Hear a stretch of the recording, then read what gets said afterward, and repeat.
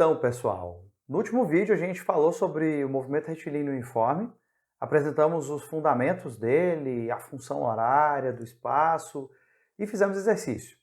Dessa vez a gente vai continuar falando sobre o MRU, mas dessa vez o nosso foco vai ser nos gráficos, que é uma coisa que para alguns estudantes já assusta logo. O pessoal já fica apavorado. Ah, gráfico eu não vou saber ler e tal. Se acalme, os gráficos aqui são simples, e quando você aprende a fazer a leitura de gráfico, você percebe que eles são muito úteis e às vezes é melhor você ter um gráfico do que ter um texto.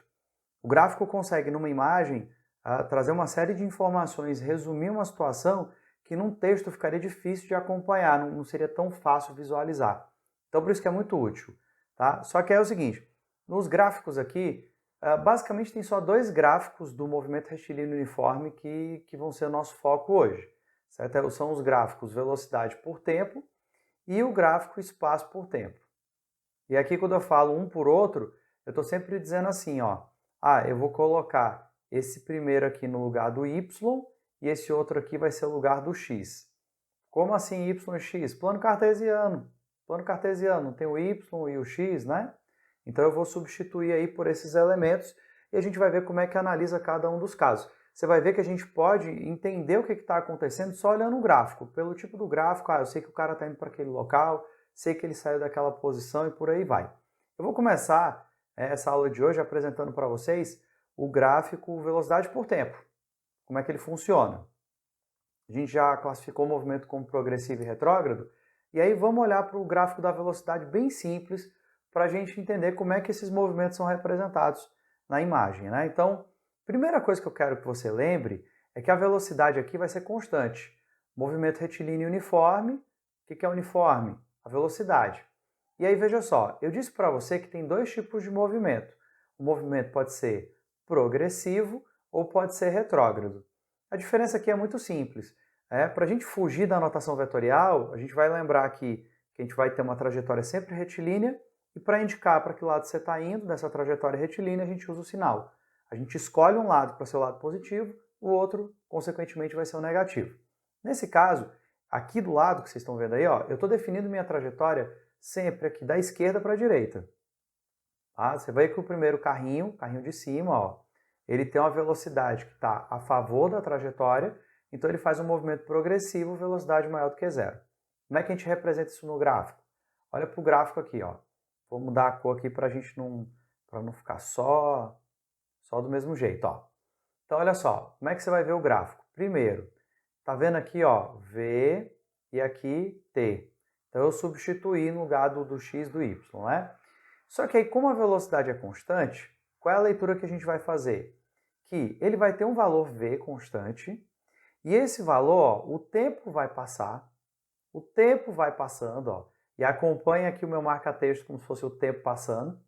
O tempo vai passando e a velocidade do cara não muda, continua sendo a mesma sempre. E aí outro detalhe que eu quero que você note.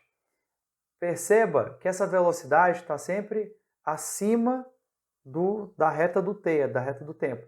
Para indicar, eu derrubei até minha caneta aqui, ó. Para indicar que eu tenho valores positivos de velocidade. Então, se o teu gráfico, né, de velocidade for reto aí, for retinho, horizontal, como você está vendo, então você já sabe, eu tenho ali uma velocidade constante. Não muda nunca essa velocidade. E outra, como ela está na parte de cima do gráfico, eu já sei que ela é positiva. Se ela é positiva, o cara está fazendo um movimento progressivo. Então, só olhando para esse gráfico, para essa imagem, eu já sei que o cara está no movimento uniforme, velocidade não muda, e já sei que ele é progressivo porque ele está na parte de cima do gráfico. Sei que é positivo. Você vai ver que na parte de baixo, no gráfico de baixo, nós vamos ter uma pequena diferença. Ó. Você vê que, da mesma maneira, o tempo vai passando. Acompanha aqui comigo no gráfico. Ó. O tempo vai passando e a velocidade do cara não muda. Continua sempre esse mesmo valor V. Só que dessa vez ele está na parte de baixo do gráfico. Então ele vai ter um valor negativo, porque dessa vez o movimento que ele faz é aquele movimento que a gente chama de retrógrado. Por quê? Porque a velocidade do cara está apontando, na visão de vocês aí, está apontando para a esquerda e a trajetória que eu defini antes de mais nada está indo para a direita. Então, nesse caso, velocidade negativa, você tem aí, né, um movimento retrógrado. Pronto, gente. Para essa primeira análise, o que você tem que ter em mente são essas coisas, tá? Ainda tem uma outra situação que não configura movimento, mas é bom eu citar para vocês, porque às vezes aparecem problemas. Por exemplo, nota que nesse outro gráfico que eu estou trazendo para vocês, a nossa velocidade ela ficou aqui, ó. Ela está exatamente em cima do eixo do tempo. O que significa isso? Significa que, do ponto de vista da velocidade, ele está lá na posição zero. Posição zero. O que significa dizer que eu tenho uma velocidade zero? Quero dizer que o cara está em repouso. Então ele não está indo nem para a direita nem para a esquerda, não está indo para canto nenhum. Ele está parado onde ele está, tá bom? Então veja que nesse caso o meu gráfico, você vê que a velocidade fica na horizontal também, né, o gráfico dela, só que ele fica exatamente em cima do eixo do tempo. Se acontecer isso, é porque o tempo vai passando e ele não sai do zero. Então ele está em repouso, tá bom? Então, gráfico velocidade por tempo é esse tipo de análise que a gente vai sempre tratar aqui. Só uma coisa importante, que é o seguinte, olha, tem uma propriedade aqui. E essa é uma propriedade que você pode aplicar para qualquer gráfico. Você tem um gráfico aí, o eixo Y, o eixo X. E aí vamos supor que o que você queira descobrir corresponde exatamente à multiplicação dos dois. Tipo, eu quero descobrir quanto vale x vezes y, mas eu não tenho nem o valor do x nem do y, eu tenho o gráfico deles. Aí como é que a gente faz? Sempre nessas situações, galera, basta você olhar para a figura que está sendo formada e ver como é que é a área desse gráfico. Então, olha para essa imagem, esse gráfico que eu tenho aqui em cima, é aquele gráfico do movimento progressivo, e aí eu teria isso daqui, ó. Você vê que ele forma um retângulo aqui. Então, a área desse retângulo, ela é numericamente igual ao eixo x vezes o y. No caso aí, quem é x e y? É v vezes t. Eu vou botar a variação de tempo porque você tem um intervalo de tempo aí, né? Ó, isso aqui, ó, isso que eu estou marcando aqui no gráfico é um intervalo de tempo. Então, o que corresponde a essa multiplicação fisicamente falando? Eu vou fazer ela aqui em cima, ó. Se você lembrar daquela aula de introdução à cinemática, que V é ΔS sobre ΔT, e aí você pegar, por exemplo, o tempo e passar para cá multiplicando, você vai descobrir que o ΔS vale velocidade vezes tempo. Então, pessoal, multiplicando os dois, fisicamente falando, eu tenho exatamente o deslocamento. E aí, nesse caso, eu posso dizer sim para você, como eu coloquei na anotação aqui em cima, que a área do gráfico vai ser numericamente igual ao deslocamento. Eu tenho essas duas formas de representar. Eu botei aí porque tem livro que é de um jeito, tem livro que é de outro, mas a representação básica é essa daí, tá bom? Ou bota três tracinhos, como se fosse uma igualdade com 3 traços, ou então bota um Nzinho em cima, porque é só para dizer que eles são numericamente iguais. Lembra que aqui eu estou tirando uma área você pode medir em metros quadrados, centímetros quadrados, e eu estou dizendo que ele é numericamente igual a uma distância, né, a um espaço percorrido, a um deslocamento em metros ou quilômetros. Não são as mesmas coisas, eles só coincidem numericamente. Bom, então nesse caso, tá, é uma propriedade que às vezes é muito útil. Você tem lá um gráfico velocidade por tempo, e aí a questão te pergunta qual foi o deslocamento do móvel, então basta você tirar a área do gráfico.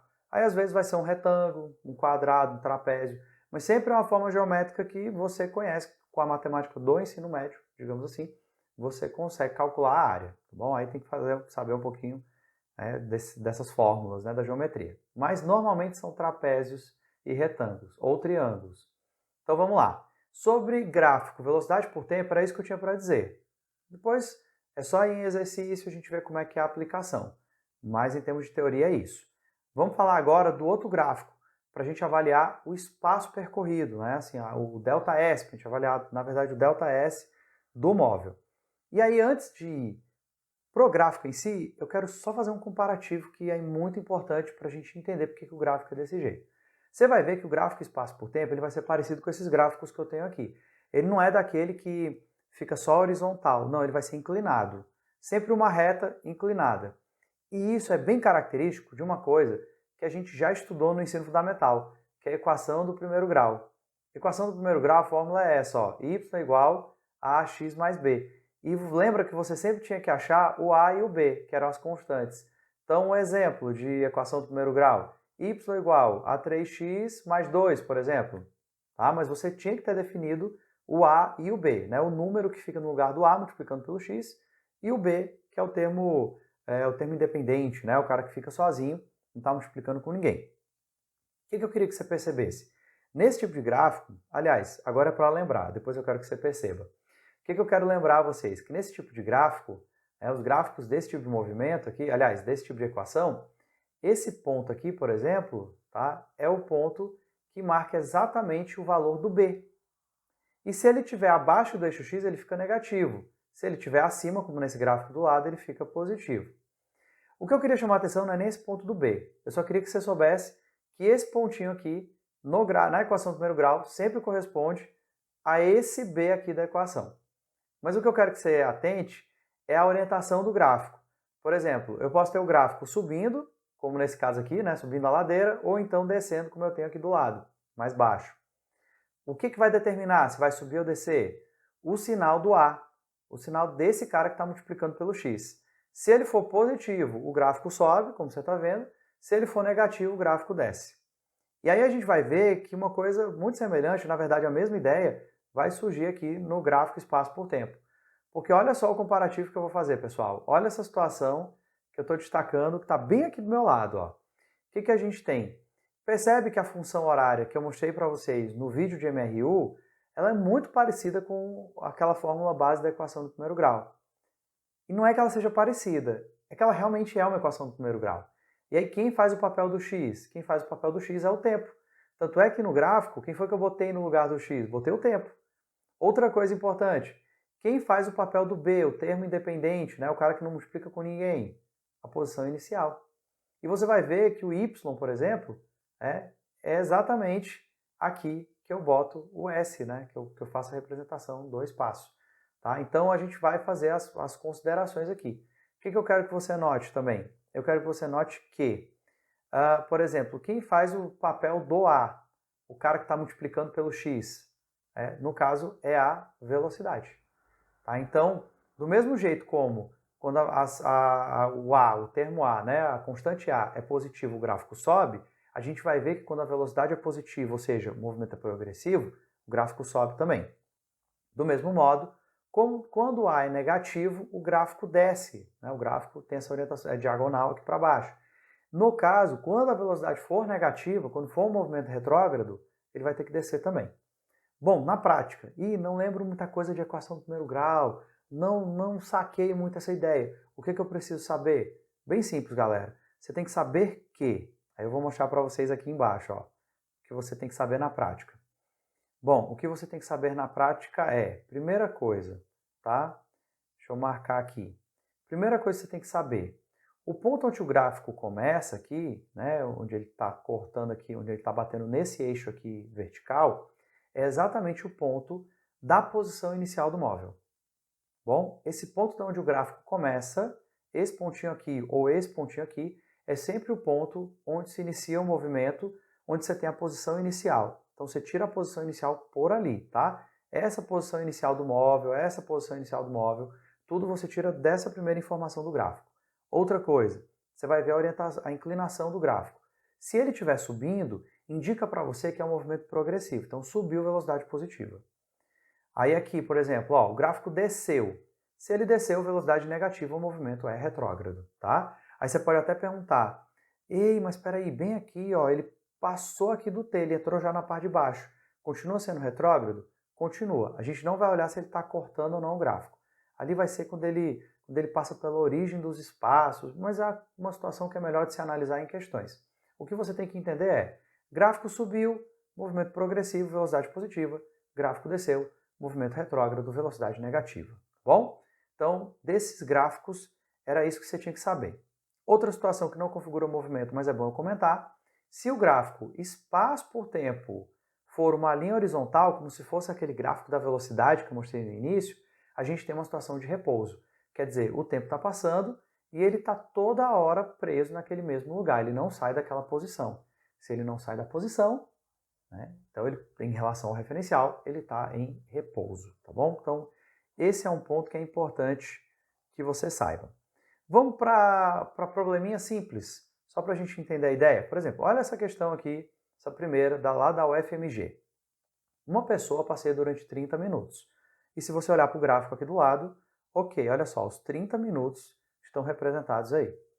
Nesse tempo, ela anda, corre e também para por alguns instantes. O gráfico representa a distância x percorrida por essa pessoa em função do tempo do passeio. Então percebe que, primeiro, o meu gráfico é espaço por tempo. Tá? Então é parecido com aquele gráfico ali, né, que está subindo ou descendo a ladeira. O que ele quer saber? Pelo gráfico, pode-se afirmar que na sequência do passeio, o que a pessoa fez? Andou, correu, parou, andou, o que aconteceu? Vamos olhar para o gráfico. E aí, eu vou só lembrar para vocês, ó, só subir aqui rapidinho para lembrar. Quando o gráfico, espaço por tempo, fica uma linha reta, é sinal de que o cara está parado, sinal de que ele não saiu daquela posição. Então veja, onde é que isso acontece? Bem aqui na posição 3, ó. Dá só uma olhada, ó.